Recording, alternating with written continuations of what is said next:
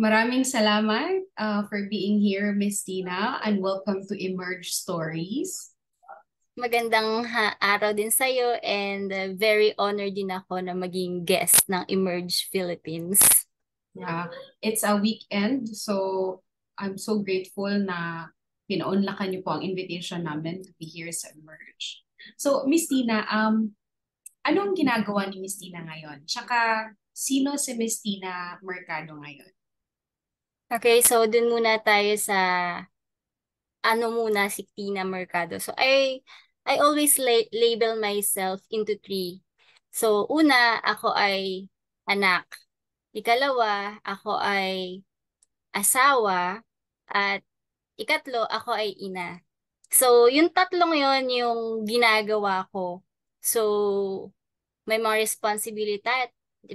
responsibility ako bilang anak, sa magulang, ganun din sa asawa, and then sa mga anak. So, usually yung daily life ko, yung growth ko, yung journey ko as a person, dun umiikot sa role ko na yun.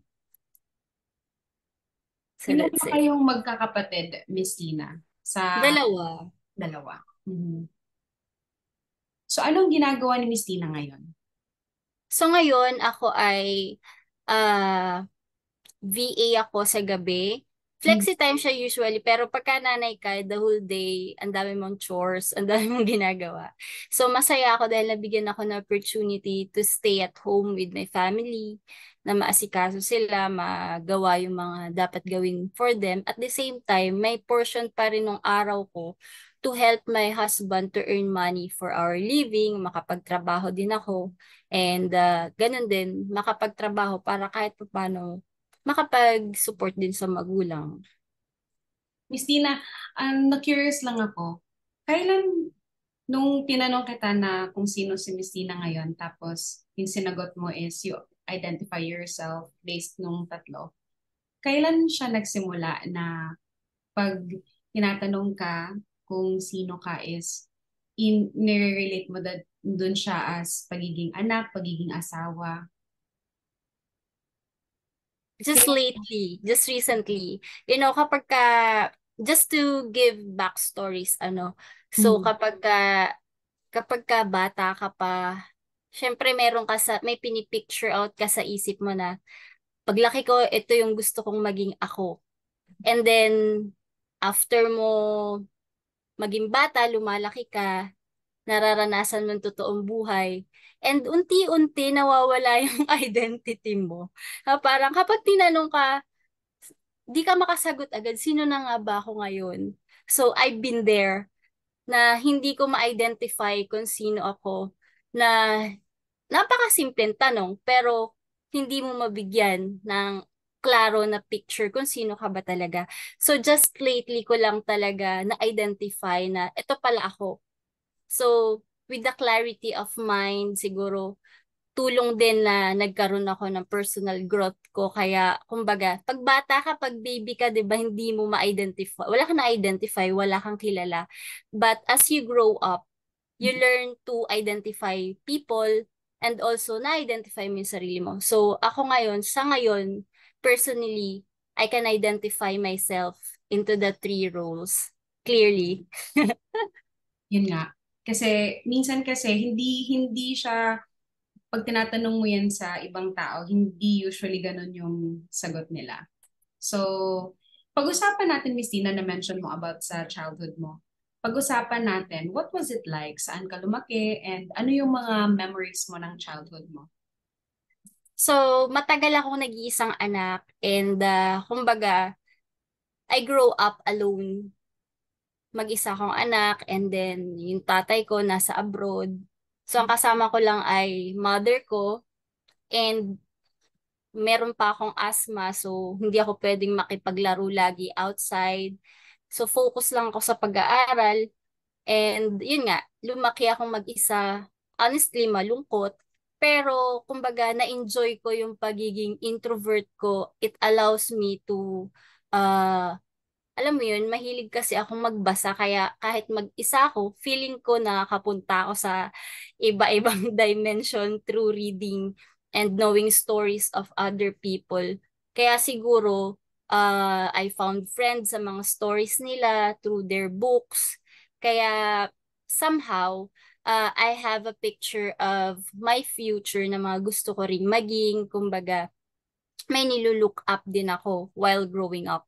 Pero mahirap na lumaki ka na mag-isa dahil pag may problema ka, iba kasi kapag may kapatid ka na you can share with, mahirap pag mag-isa kasi lahat yun iipunin mo lang. So, it made me a person na strong. So kahit may problema ako, may challenges ako, I can deal with it for myself. And since I grew up without a father figure, naging mas matigas din ako dahil babae kami pareho ni mama, wala kaming kasama sa bahay. So hindi namin kailangan maging vulnerable. So kaya kong i-defend yung sarili ko, si mama, in case anything happened. So ganun yung naging mindset of growing up. So kaya uh, nung teenagers na walang masyado ring manligaw dahil ang taas ng standard ko, tsaka yung personality ko matigas talaga Mhm. because of that. Ilang taon ba, Miss Tina, bago dumating yung little sister mo?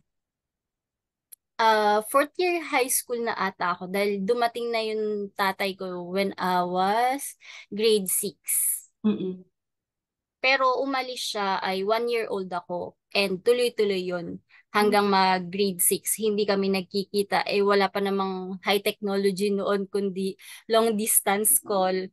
So wala talagang attachment kumbaga nabuo between me at saka sa kanya. Ano yung mga naaalala mong struggles nung mga panahon na you're growing up tapos wala kang father figure? Alam mo yung up until now ha, ito siguro yung naging ano sa akin, effect.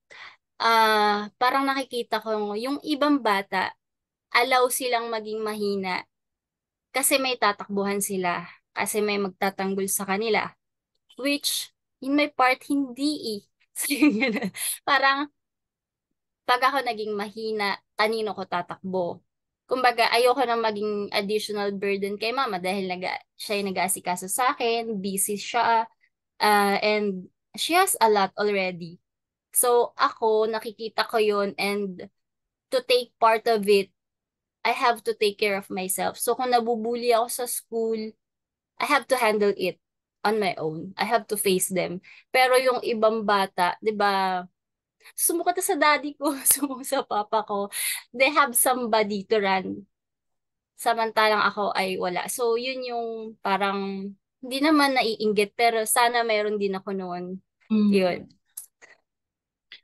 Ma medyo nung sinabi mo na wala kang matatakbuhan, naalala ko din yung, may naalala din akong memory nung childhood ko. Kasi ako naman, meron talaga akong matatakbuhan. Pero kasi nga minsan, parang natatakot ka kung paano mo sasabihin sa papa mo na binubuli ka na pala or may nang-aaway sa'yo. So, kahit na may father figure din ako dun sa family, parang gusto ko din, parang gusto ko ipakita sa papa ko na kaya ko din yung sarili ko. Yung mga ganon. Ilang taon ka nung mga naiisip mo na tong mga ganito, Miss Teen, na dapat strong ako, dapat kaya ko ang sarili ko. Siguro, mga natatandaan ko noon grade 1. Sa grade 1, nag-i-insist na ako na umuwi mag-isa sa bahay namin to school. Wag mo na akong sunduin. Wag mo na ako ihatid. Kaya ko na. Ganun. Ipag-prepare mo na lang ako ng babaunin ko sa lunch. Hindi na uwi ng tanghali. Kaya ko na. Natatawa pa nga ako kasi, una, syempre, magulang ka, hindi mo i-allow yung anak mo dahil maliit pa. Pero just to prove myself na kaya ko, ay sinubukan ko na umuwi kahit wala pa yung sundo ko si mama. Umuwi ako mag-isa. Sumabay ako dun sa mga kapitbahay namin na pauwi. So, naglalakad lang. Ang masama nun, syempre, bata ka, adventurous ka. Kasama sa paglalakad namin pauwi yung maglaro, nalaglag ako sa irrigation. So, dumating ako sa bayan ng basang-basa, napagalitan ako, napalo ako dahil, ayun nga, I proved my mother na hindi ko pa kaya umuwi mag-isa.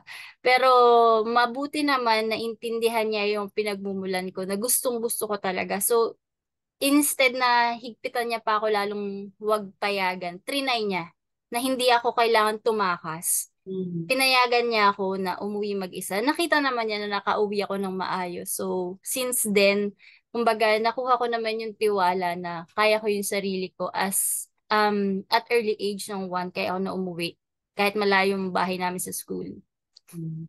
At an early age, meron ka na talagang parang sense of independence.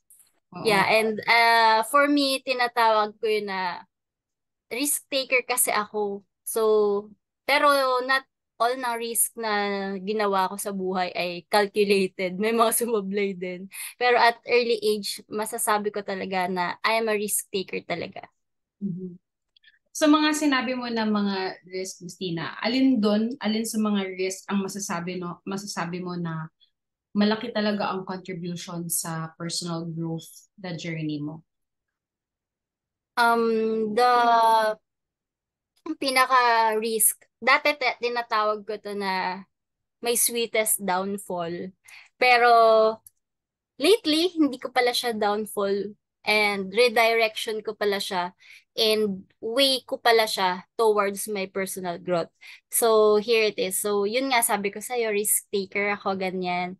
And then, halo-halo na growing up, pag teenager ka, marami kang questions about yourself and ganyan. And then, so, dahil nagkikrave ako sa companionship, nagkikrave ako sa father figure, that made me to be in a relationship at early age. So, yan, nagkaroon akong boyfriend, and okay naman, pero siya na yung naging family ko din. Kumbaga, naging mas malapit ako sa kanya. I have someone to share my everyday life, struggles. Kumbaga, hinahanap ko dati. I finally found to my boyfriend back then. And then, ayun nga, with my uncalculated risk, ah nagkaroon ako ng asawa ng maaga. So, graduate ako ng college na buntis. Pero graduate ako. Pero di ba, pagka hindi yun yung standard ng society, hindi yun yung ina-expect sa atin ng society when we are studying on that part of life. So, feeling ko that time, shocks, katapusan ko na ata. Parang this time, hindi ko yata alam ang gagawin. So, hindi naman ako makatakbo sa magulang ko, syempre, dahil hindi ko gali yun. So, ayun, tinanggap ko na lang siya, in-acknowledge ko na nagkamali ako doon. And then from that downfall, we tried to rise up. Pero alam mo yung buhay kasi malupit lalo na kapag i-resist mo.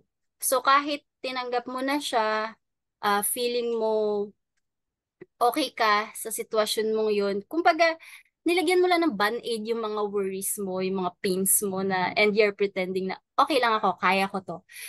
So, kaya napansin ko yung buhay ko since then, naging survival mode siya. Hindi na yung nabubuhay ka na lang. So, pakiramdam ko, nalibing ako. That time, namatay na ako. Yung ako dati. Nung bata pa ako, well, growing up, yung mga dreams ko, lahat yan namatay na. Binaon ko, kinalimutan ko na parang, this is not the life para sa akin. Ito na yung meron ako ngayon. So, dito na lang ako, survive ko na lang to. So, yun yung naging routine ko personally sa sarili ko. Syempre, hindi ko ma-express sa asawa ko. Baka ma-offend siya na, ay, ganyan pala yung pakiramdam mo with me and with our kids. Which is hindi naman. Pero honestly, part of my heart, yun na yun, every day. And then, ang worries ko nga, paano na yung personal growth ko? Wala na akong chance maging kung sino akong gusto ko. Dahil, di ba, may mga anak ka na, yung buhay mo para na sa mga anak mo. And dun sa part ng anak ka, paano ko pa mabibigyan ng magandang buhay or paano pa ako makapag-give back sa mga magulang ko? Bombard na ako ng responsibilities. So, parang hindi na rin posible. So, yun yung naging challenges ko. And then, yun, nagkaroon naman ako ng mga short careers, pero yung purpose mo, hindi mo maramdaman. Parang hindi ka talaga buhay. So, survival, kumikita ka para may maipakain lang, ganyan. And it feels so exhausting. Tapos pandemic pa, Mm. dumagdag siya sa ano ko dahil yung asawa ko is nurse, napadala pa siya sa facilities na nag-aalaga ng mga COVID patients. So araw-araw challenge sa akin na buhay pa ba yung asawa ko bukas sa isang araw? Paano pag hindi na may iwas sa akin lahat to? Hindi ko kaya, hindi ako ready. So lahat na ngayon, parang tuluyan na ba ako nakalimutan ni Lord, ganyan. Not to sound religious pero parang ang hirap, para kang nasa ilalim ng lupa for 2 decades. Ganun. Hindi naman, for a decade pala, a decade. Dahil ilang taon lang naman ako. So parang ganun yung pakiramdam ko talaga. And then, there is a turning point of my growth. So, ganito yung naging, after pandemic, so wala na talaga. Before pala muna, just to give backstory again, pero short lang. Nagtatrabaho ako sa sales and then tumigil ako dahil sa sobrang stress, nagkakasakit na ako. So ngayon, nag-business naman kami mag-asawa. So galing sa loan yung puhunan namin and then nag-pandemic, edi close. So back to zero, negative pa kami. So during pandemic, yan, naranasan ako mag-online selling ng mga karne na iba, alahas, iba't iba, just to survive. So, sabi ko parang, ano ba, ganito na lang ba ang buhay ko? Pero, sabi ng asawa ko, may VA nga daw na industry today. So sabi ko wala naman akong gamit. Natutuwa ako sa kanya dahil sinugalan niya ako. Yung 13-month pay niya, pinang home credit niya ng laptop. So Magamit yun mo. yung nagbukas sa akin ng bago opportunity. Pero nakakuha na ako agad ng client. Pero ganun pa rin yung sistema, yung pakiramdam na hindi ka nag-grow. And then sabi ko, talagang malala na yung anxiety ko, na depression. Sabi ko, siguro ito na yun yung effect nung matagal kong binaban-aid-ban-aidan ko lang yung mga problema ko. So lahat kumbaga nagbabali ka na sa akin, nagsisingawan na. Until one day, sabi ko na lang dun sa asawa ko, babe, parang gusto ko na lang maging dahon. Literal, yung parang pagod ka na sa buhay mo. Gusto mo na lang maging, yan, dahon. Sabi niya na sa akin, o sige, kung gusto mo maging daon, ako yung sanga mo, nakakapitan. So parang, oh my God, dahon pala ako, hindi pa rin ako nag-iisa.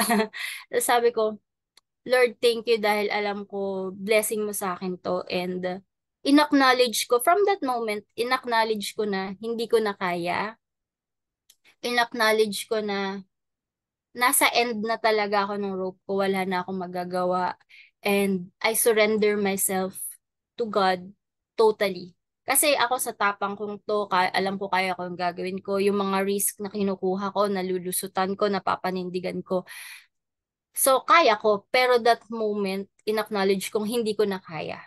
And that moment, talaga, God speaks to me na ako yung kailangan mo. And nagbigay siya ng hope. And yung feeling ko na nabaon ako, na nalibing ako, pinalitan niya, na sabi niya, anak, Mhm. itinanim kita. Hindi kita ibinaon. Wala ka dyan sa sitwasyon mo ngayon para madiliman or di makahinga. Nandyan ka dahil tinanim kita para mag-grow. And you know what, na-realize ko na, bago ka pala tumubo, kailangan mo mag-break. Kumbaga, halin tulad natin sa buto. Di ba pag tinanim yung buto, hindi naman siya agad may dahon, may sanga.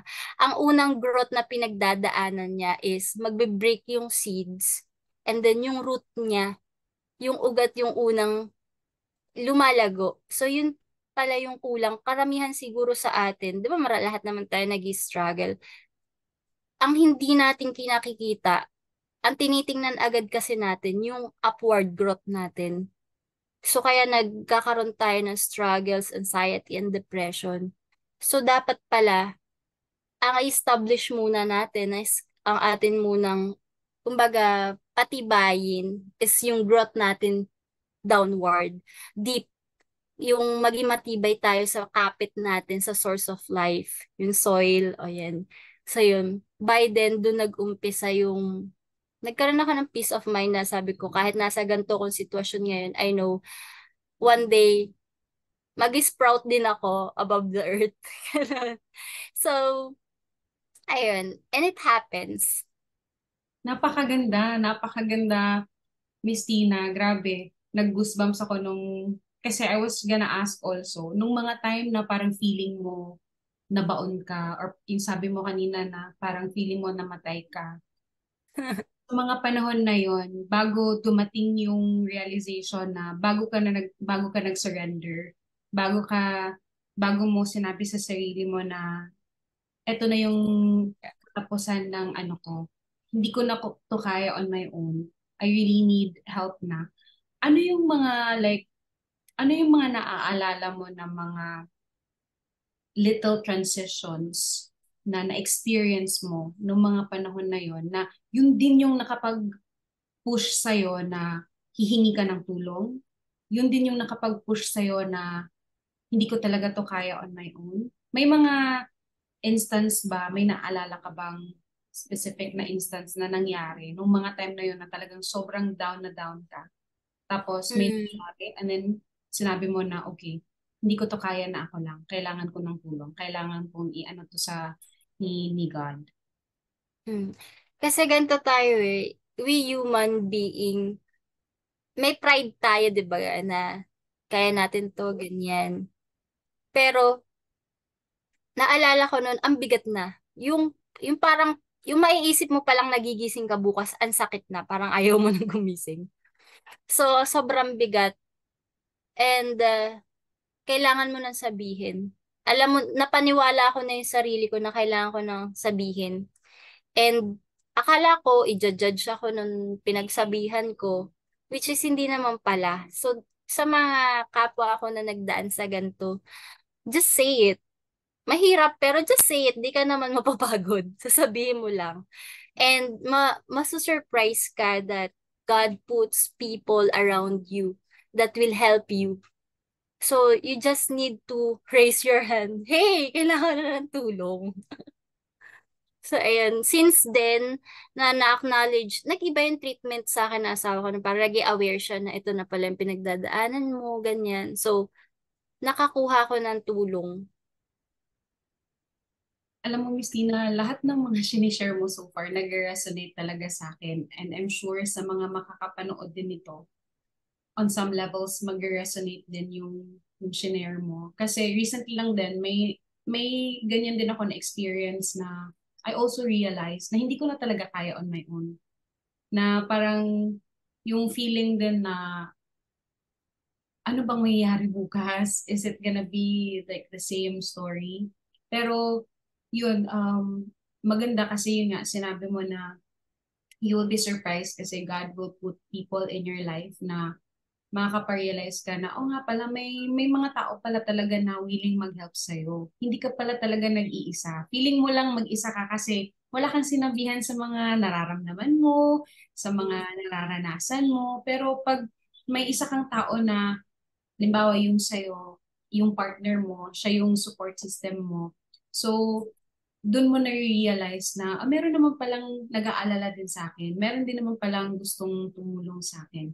Ano yung mga doon yung sinabi mo miss na nung hihingi ka na ng tulong.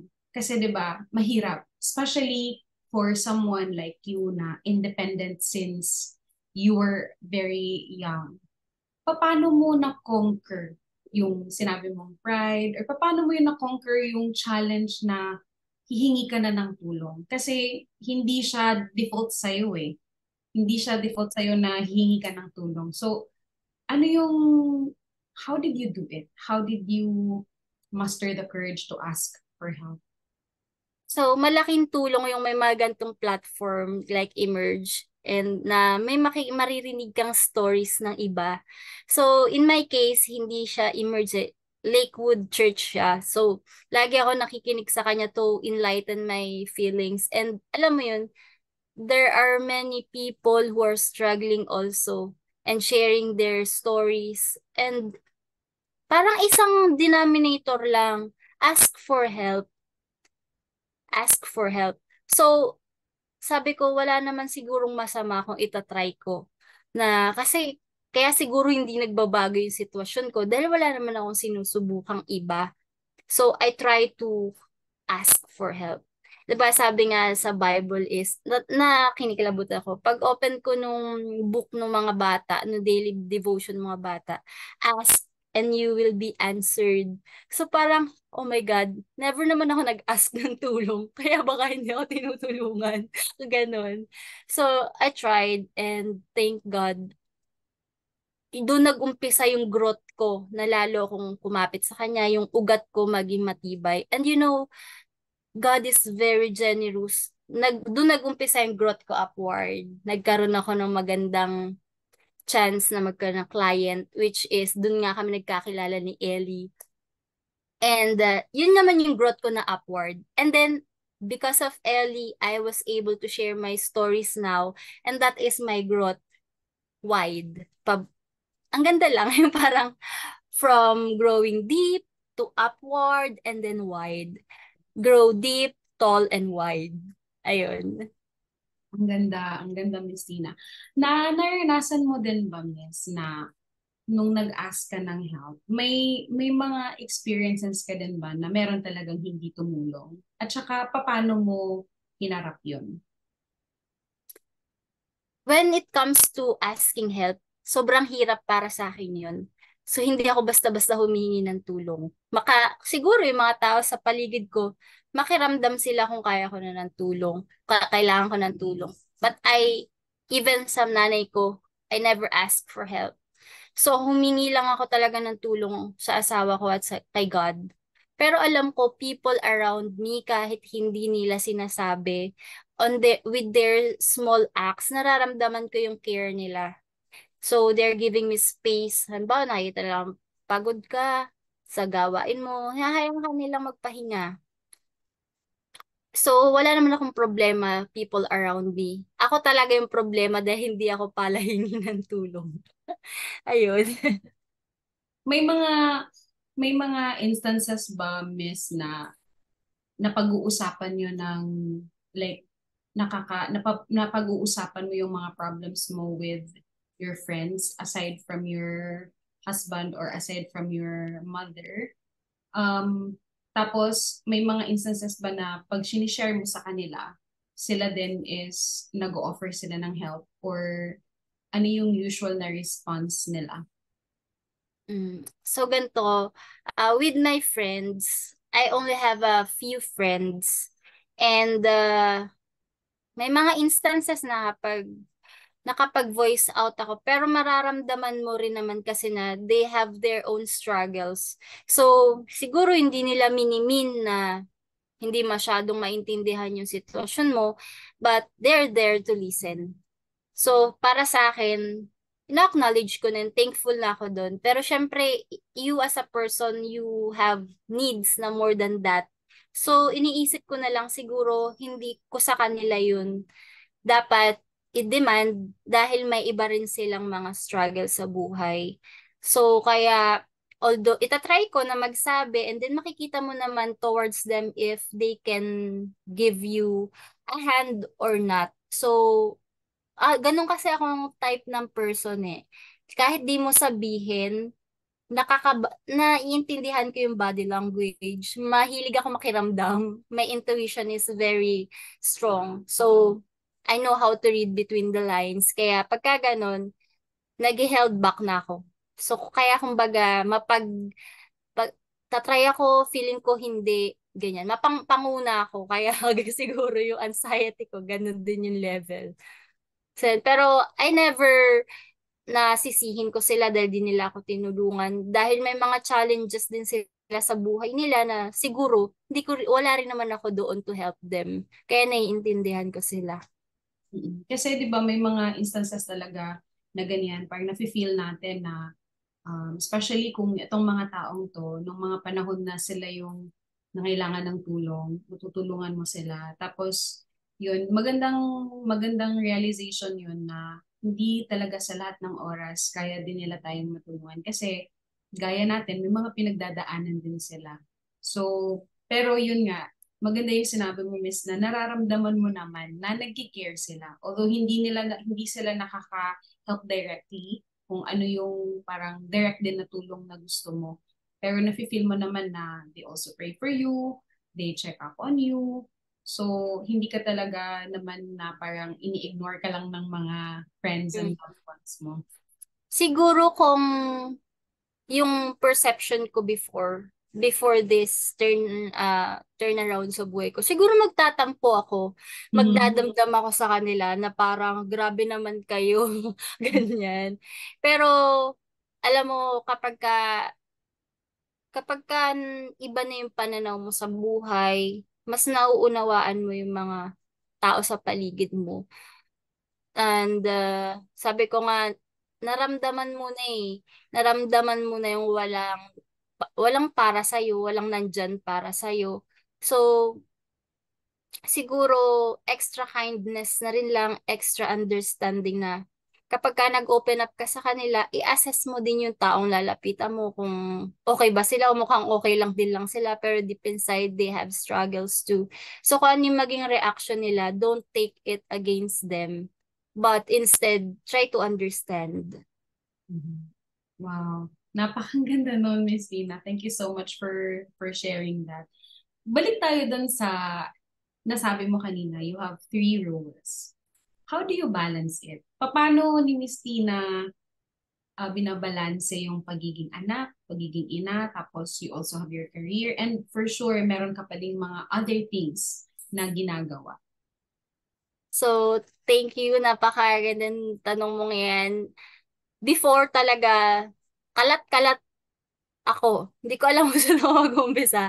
Kasi yung utak ko, kalat-kalat. Ganun pala yun. It all started within your mind. So, right now, I was able to do it properly.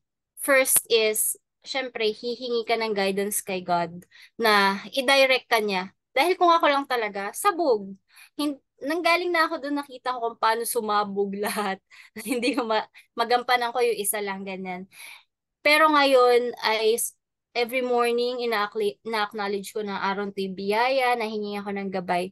So, ang ginagawa ko, focus ako sa kung ano yung nasa harapan ko ngayon.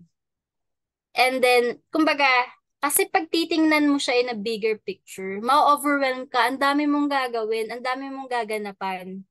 So, kapag ka, ngayon, kung ano yung nasa harapan ko, halimbawa, lumapit sa kanya magulang ko, kailangan niya to na hingi ng tulong na ganyan. So, yes, I am a daughter now, ito, tutulungan ko siya, ganyan.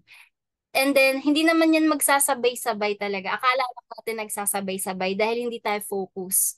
So, give time to it. And then, kung di mo kaya matapos, park.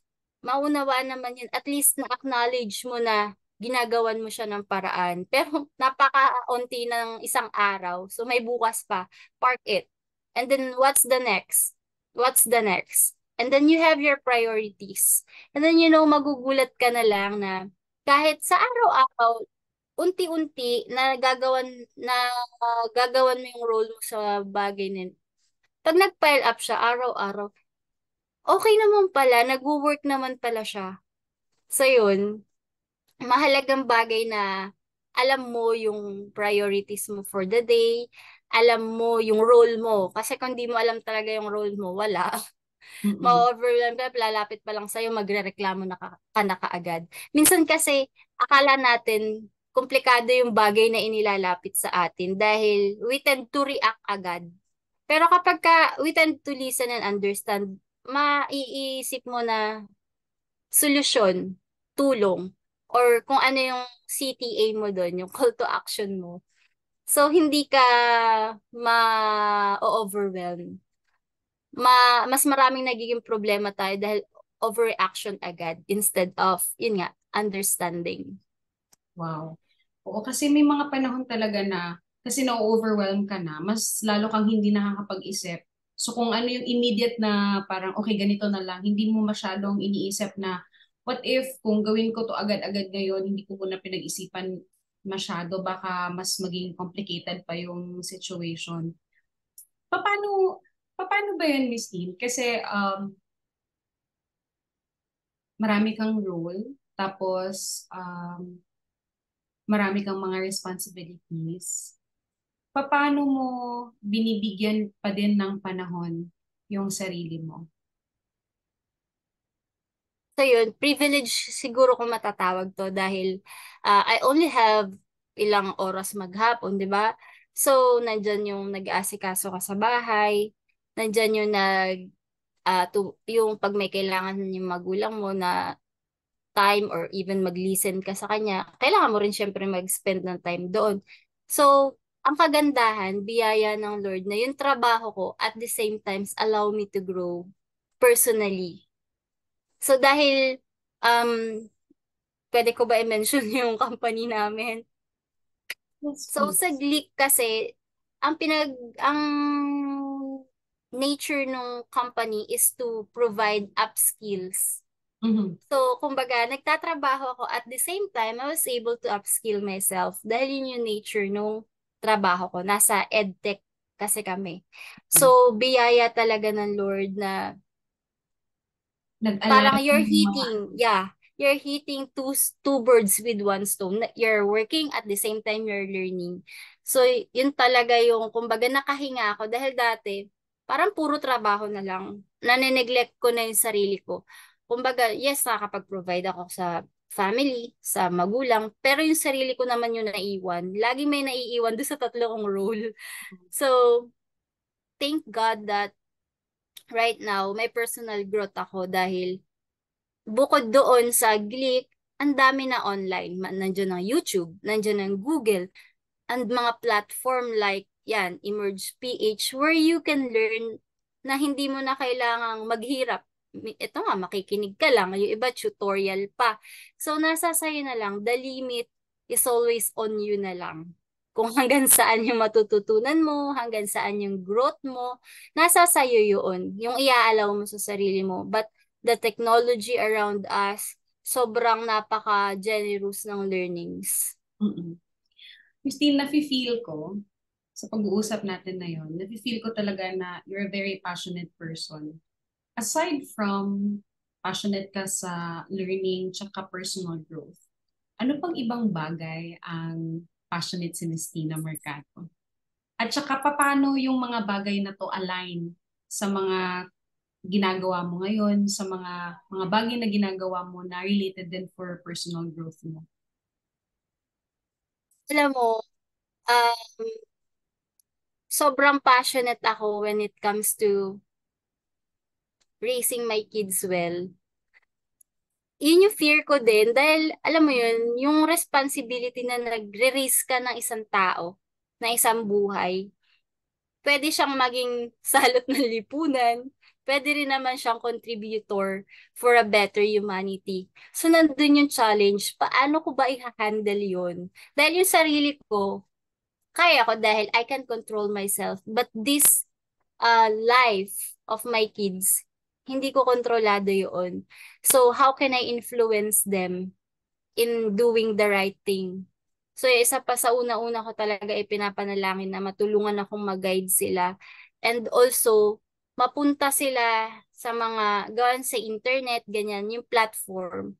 May gantong kagaya sa Emerge which is very useful and inspiring. But there are also na mga hindi, na mga bad influence na makakapaglihis sa mga bata. So that's why when Ellie offered me the chance of, maging ganyan. Sabi ko, yes, hindi ako mag-hesitate. Dahil malay ko, my story will, someone will be listening in this conversation of us right now. And hindi ko alam kung paano ako mag impact sa kanila. But at least, siguro naman, kahit konti, may makuha silang magandang example to do na alam mo yun, mag-a-align din sila, mag-a-align sa kanila sa tamang path. And ganun yung gusto ko rin sa mga anak ko na maka-scroll nila ng mga gadget nila, maka-encounter sila ng kagaya ng Emerge platform, makarinig sila ng story that will inspire them to do better din. Dahil dun din naman ako nag-umpisa sa kapapakinig, sa kapapanood ng mga stories. So, that's why, milestone ko to dahil kauna-unahan ko tong Maraming pag-share salamat ng kasi yung story. kauna-unahan mo is with Emerge. Sobrang, Yes. sobrang grateful kami na yung first na platform mo to be this time, nung una, ikaw ang nakikinig. Ngayon, ikaw na isa sa mga papakinggan, ikaw na isa sa mga I'm sure, kahit nga ako, marami nang nag-resonate sa akin, Christine, marami na akong nare-realize, marami na akong, um, maraming mga, oo nga, no? May maraming mga ganyan. So, I'm sure na marami din iba na manonood dito, makikinig nito na may makukuha din silang maraming inspiring na input from you. Miss Teen, sa mga, especially mga young people, no? Kasi ito yung mga panahon na, ang yung struggles kasi sa lahat ng stage ng life natin merong struggles eh. Pero usually nung mga time na, especially when we were younger, yun yung mga panahon na struggle na nga pero hindi din natin alam kung, like, gulong-gulo talaga. Yes. Ano yung um, masasabi mo sa kanila? Like if you have like three things na you want young people to remember sa mga panahon na gulong-gulo ang buhay, sa mga panahon na parang feeling mo, wala na, dito na, hanggang dito na lang talaga ako, wala na akong pag-asa. Para ma-realize nila na hindi pa dyan, pwede ka pang mag-push. Alam mo, itong moment na to, for that question, God allows me to experience this life para masagot ko yan. Kasi I've been there. Ang gulo ng teenage days ko. So, sabi nga, minsan tumitingin tayo sa ano ba yung payo natin, yung ano yung dapat gawin. Kasi ito yung ginagawa ko. So for me this time, these are the things na hindi ko ginawa. Kaya ako nagkagulo-gulo. Na I wish ginawa ko noon. So siguro hindi ganun kalala yung magiging sitwasyon ko. First and foremost,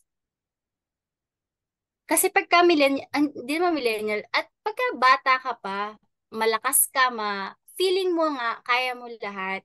So, at least acknowledge that you are weak at some point of your life. Acknowledge that you are weak. Para naman kabahan ka na hindi todo ka ng todo decision sa mga bagay na ginagawa mo.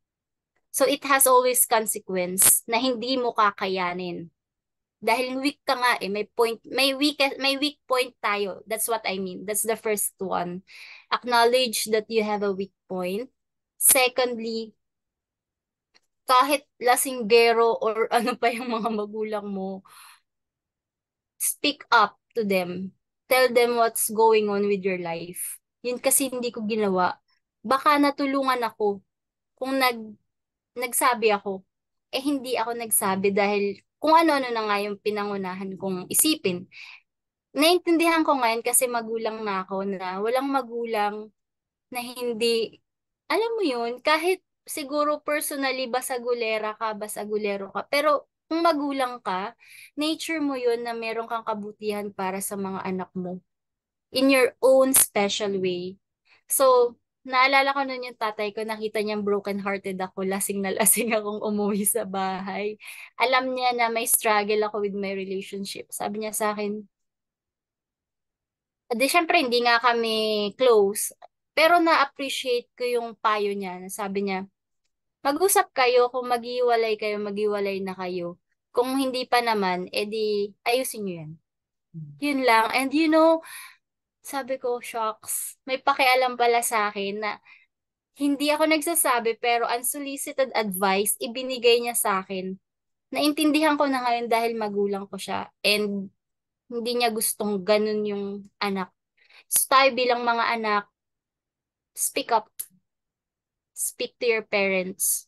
Kahit ano man yung feeling nyo, hindi sila gumaganap sa kanilang pagiging magulang. Just speak up. Tao yan. May puso, may damdamin, at magulang nyo pa. Talagang may word of wisdom pa rin yung ma-share sa inyo.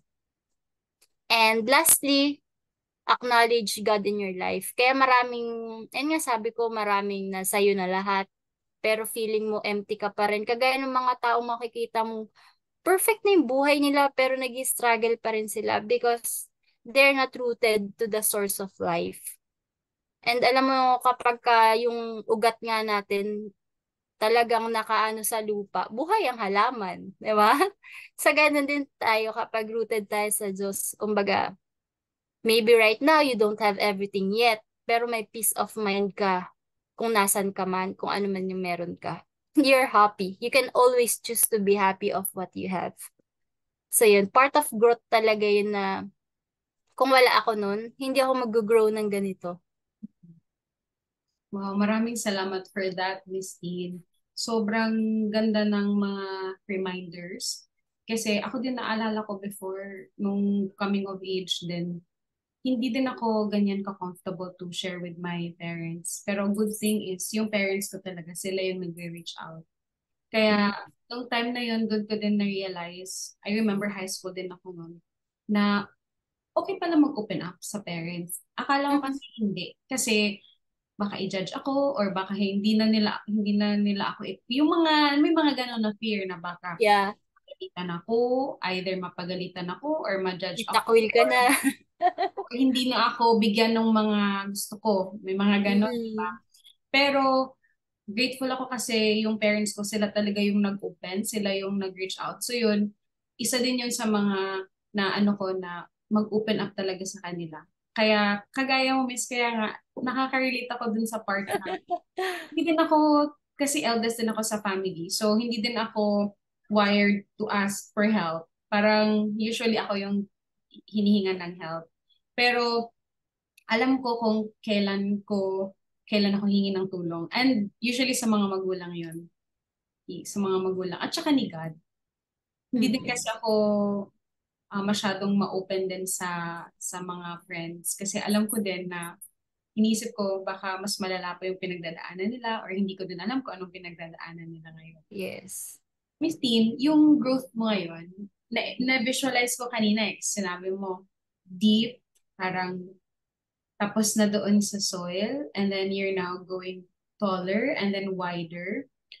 In this point sa journey mo, sa personal growth journey mo, may mga bagay pa ba sa buhay or may mga things pa ba si Miss Tina na she's still struggling with?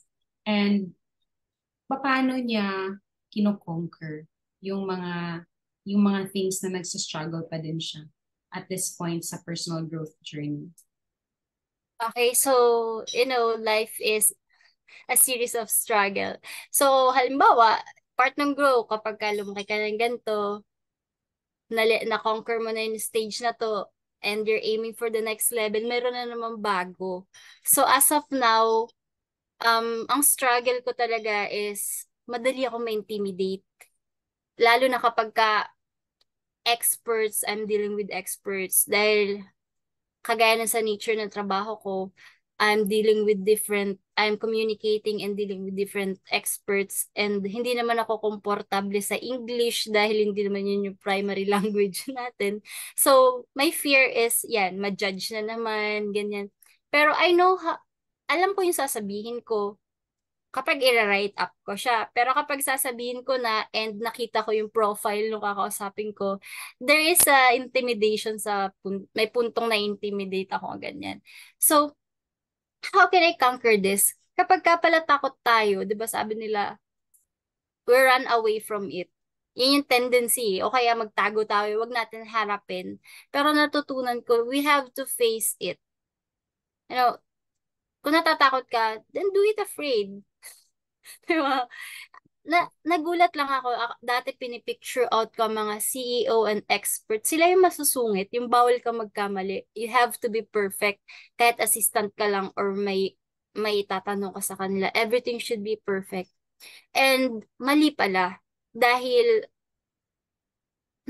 yung wisdom ng mga taong ito, kaya pala sila naging expert. Ganun na lang. Na they can understand mistakes. They can understand being imperfect.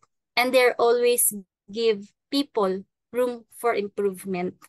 And they're not just looking for ano ba yung credentials mo, ganyan. More on sa personality mo, sa characteristic mo, and your eagerness to learn more and to improve.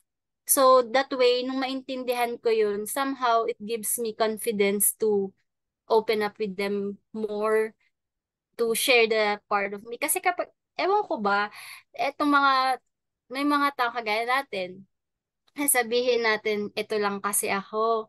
Lalo na ako, hindi naman ako kagaya ng, kumbaga pangarap ko lang dati, pero dahil nga sa naging pathways ng buhay ko, nadagdag yun sa mga insecurities ko. Kaya feeling ko hindi ako entitled sa mga gantong bagay. So parang self-sabotaging ako sa mga panahong yun, no? Which is wrong. So dapat kapag ka may mga struggle pala tayo, maging matatag tayo, wag nating ano yung tayo mismo yung umaano sa sarili natin, hindi kumakampi. Back up yourself and then do it afraid. Face it afraid. And ayan, ang daming surprises ng buhay. Huwag tayong palauna. Makikita natin na na-conquer mo na pala yun and growth mo na ulit. Dahil the next time, hindi ka natakot. The next time, alam mo na yung gagawin mo. So, ayun. Gusto ko yun. The next time, hindi ka natakot. When you do it afraid, ngayon, the next time, hindi ka natakot. Alam mo na kung anong gagawin mo. Kasi yun yung mga, most of the time, yun yung nalilimutan natin, especially if may mga pre-conditioned judgments na tayo na Yes. hindi ako, wala akong experience nito or wala akong background nito or baka i-judge niya kasi hindi kami Yes. ganon. May mga ganon tayo na mga iniisip eh. Pero yun, pag subukan natin. Kasi kung hindi naman mag-work, alam na natin na okay, gawin natin ng ibang paraan. Kasi baka Mm-mm. yung ibang paraan mag-work. Hindi lang tayo. Yes. Miss Tina, may mga resources ka ba or books na gusto mong i-share sa mga nakikinig or manunood nito na pwede nila ding sources of inspiration and motivation sa personal growth journey din nila. Oh yes, nag-prepare ka dyan. So, eto, na ang cute niya lang. Libro to ng bata. Ano ba? Hindi siya nakikita. So, this is Growing Day by Day for girls. Binili ko siya para sa mga anak ko. Diba, nabanggit ko nga kanina, I want them to be influenced in a good way. Eh, mga tamad naman sa libro. So sabi ko, siguro ngayon, hindi pa to nagsiserve sa kanila, but I know one day, they will come to this book. Pero, anong nangyari? Ako yung nauna, ako yung naunang lumapit dito sa libro. Noong mga panahong talagang wala na drain na ako. And you know, day by day, kasi may mga libro na inspirational, pero parang pakaramdam mo na responsibilidad mo siyang basahin, sundin para maging successful ka. Pero ito mga bite size of wisdom, daily wisdom na doable, na mapapansin mo na araw-araw, iba ka na pala. Dahil lang sa mga maliliit na payo from this book. And this is tied to Bible also kasi may mga ano naman siya, Bible verse. Pero yung wordings niya is very naintindihan ng bata dahil pambata siya. And ang kagandahan sa akin, parang komplikado na kasi pag tumatanda ka. Pero yung inner child mo, kapag siya yung nakaintindi, you will follow. Ayun, susundin mo, maunawaan mo. Kaya tuwan-tuwa ako sa book na ito. So, meron din namang mga iba pang books na nilulook forward ko na maganda siguro. Pero for now, this is the one that works for me. And also, sa pinapanood naman na gusto ko yung spiritually para mag-grow tayo. Marami kung saan ka komportable. Pero for me, it works sa Lakewood, ganyan. And, you know, i-add ko na rin yung kapag ka gusto mong mag-grow pa, personally, yan, yung mga ganito, yung kagaya ng Emerge PH. Bakit? Kasi ang daming podcast and shows that they're just tackling, you know, success story of well-known people na hindi na siya relatable minsan dahil artista naman yung mga yan, yung mga ganong feeling. And I'm so thankful na may ganitong platform which is tackling the ugly side of success. Dahil yung success, ang ganda na niya eh. Pero yung ugly side niya, yung journey papunta doon kasi tayo matututo. Doon tayo makaka-relate. And hearing from ordinary people, kagaya ko, sino ba naman ako? Di ba? Parang doon mo mararamdaman na, ay, magkapareha kami ng sitwasyon. Nandun yung pagiging nakaka-relate ka and silently successful pala siya. And nagdaan siya sa ganun, mas malala pa siya sa akin. Yung mga ganun feeling. And I don't know, pero yung mga naririnig kong story, minsan nagiging thankful pa ako na, hindi pala ako dapat magreklamo kasi mas malala pa yung pinagdadaanan niya. And sobra akong napaproud dun sa tao dahil nagawa niyang ma-overcome yun and she's creating impact. He is making difference to other people's lives by just sharing the struggles na pinagdaanan niya. And thank you, Emerge PH, dahil kayo yung kumbaga nag-showcase sa mga ganun. Dahil hindi naman lahat mag-aabalang makinig sa story ng no one. Thank you, Miss Tina. Kasi isa din yun sa mga na-realize ko no na um, lahat talaga, lahat tayo, meron talaga tayong mga stories na when we listen to everyone's stories, ma-realize natin na it's one way to learn pala. It's one way to grow pala. Kasi we don't get to experience everything in life. Or we may experience mga things na to later in life. Or we experience it earlier in life. And then, kung earlier in life, tayo yung nauna nakapag-experience nito. Tapos na-share natin to dun sa mga baka ma-experience nila later. Yes. Meron pala silang someone na, oh, na-share to sa akin ni ano, or narinig ko to na shinare ni Miss Tina once, pero ganito yung ginawa niya. Baka pag gawin ko din, mag-work din sa akin, Mhm. makonquer ko din to. So, sobrang thankful din talaga kami, Miss Tin, kasi may mga tao din na pumayag na mag-share ng mga stories nila. Kasi nga, di ba, sinabi mo na, yung mga tao comfortable mag-share ng mga good lang. Yung the ugly Yes. side and the messy side, parang mahirap i-story yun eh. Kasi hindi Oh, mo alam kung anong magiging reaction mo and magiging reaction ng ibang tao na makikinig. Pero yes. sobrang grateful kami sa Emerge na mayroong mga tao na kagaya mo na very generous sa stories nila, sa mga learnings nila, sa growth ng mga experiences nila, and very brave to really let us know and share with us yung mga things na we don't normally listen and we don't normally hear from most people, from most successful people. So, maraming salamat talaga from Emerge, Miss Teen. Sobrang saya ko na ako yung nandito at nakausap mo. And marami din akong natutunan sa'yo. And I'm sure ang mga makikinig at ang mga manonood nito, marami ding matututunan from this episode. So maraming salamat. Yes. Thank you din, Army and Emerge PH dahil alam mo yun, um, it will reach people na hindi ko alam if they need this or not. And also, this will be as it is recorded. Malay ko ba one day, one of my mga kabataan from my own family line na hindi ko naaabutan, baka mapanood pa nila. And alam mo yun, kahit konti, mag-guide ko pa rin sila kahit wala na ako sa mundong ibabaw.